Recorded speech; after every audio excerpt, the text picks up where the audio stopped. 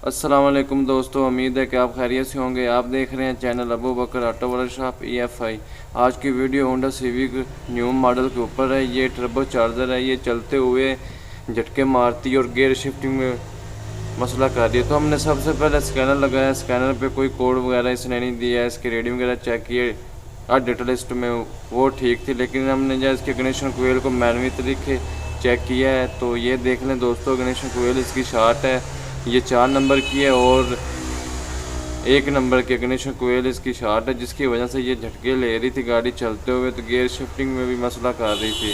तो अब हम इसकी जो कोयल है ये इंस्टॉल कर दी, ये काबली वाली जो इंजन में से खुलाई है, और एक ये चेंज की है 4 नंबर की और एक नंबर की। अगर दोस्तों हमारी वीडियो अच्छी लगे तो लाइक और सब्सक्राइब करें और दोस्तों के साथ शेयर करें और दुआओं में याद रखें। ओके, खुदा हाफिज़।